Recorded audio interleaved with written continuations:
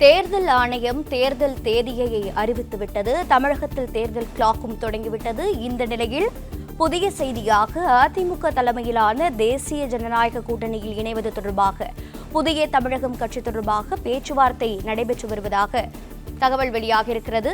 மேலும் விவரங்களை செய்தியாளர் பிரகாஷ் கூற கேட்கலாம். பிரகாஷ் வணக்கம். பேச்சுவார்த்தை எந்த கட்டத்தில் இருக்கிறது? தகவல்களை பதிவு செய்யலாம். தமிழகத்துல தேர்தல் தேதி அறிவிக்கப்பட்டு இருக்கக்கூடிய சூழ்நிலையில திமுக தலைமையிலான கூட்டணி, அதிமுக தலைமையிலான கூட்டணியில பல்வேறு கட்சிகள் இடம்பெற்றிருக்கிறாங்க. இன்னும் புதிய தமிழகம் கட்சி மட்டும் தங்களுடைய நிலைப்பாட்டை இதுவரைக்கும் அறிவிக்காமல் இருக்கிறாங்க. இந்த நிலையில புதிய தமிழகம் கட்சி அதிமுக தலைமையிலான தேசிய ஜனநாயக கூட்டணியில் இணைவதற்கு பேச்சுவார்த்தை நடத்தி வருவதாகவும், இது தொடர்பாக அவர்கள் எத்தனை தொகுதிகள் தங்களுக்கு ஒதுக்கப்படும் என்பது குறித்த அந்த பேச்சுவார்த்தை நடந்து வருவதாகவும், இதுல கூட்டணியில இணைவதற்கு கிட்டத்தட்ட முடிவு செய்திருப்பதாக தகவல் வெளியாகியிருக்கிறது.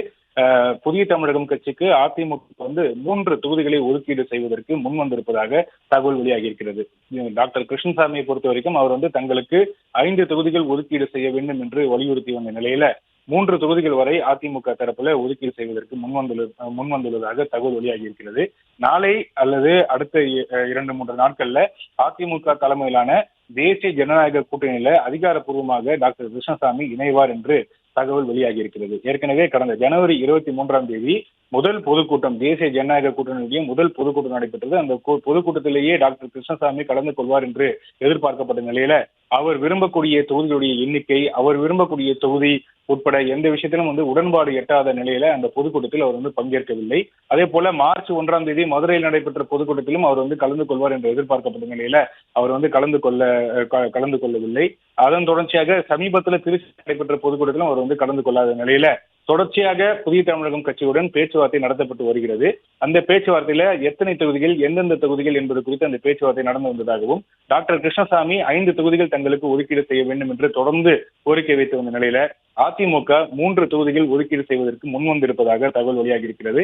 இதற்கு டாக்டர் கிருஷ்ணசாமியும் ஒப்புக்கொண்டிருப்பதாக தகவல் வெளியாகி இருக்கக்கூடிய சூழ்நிலையில ஓரிரு நாட்களில் அதிமுக தலைமையிலான தேசிய ஜனநாயக கூட்டணியில புதிய தமிழகம் கட்சி அதிகாரப்பூர்வமாக இணையும் என்று தகவல் வெளியாகி இருக்கிறது. ஏற்கனவே அவர் 2011 அதிமுக தலைமையிலான கூட்டணியில இடம்பெற்று தேர்தலை சந்தித்தது குறிப்பிடத்தக்கது. அந்த தேர்தலில் 2 தொகுதிகள் டாக்டர் கிருஷ்ணசாமிக்கு ஒதுக்கீடு செய்யப்பட்டது.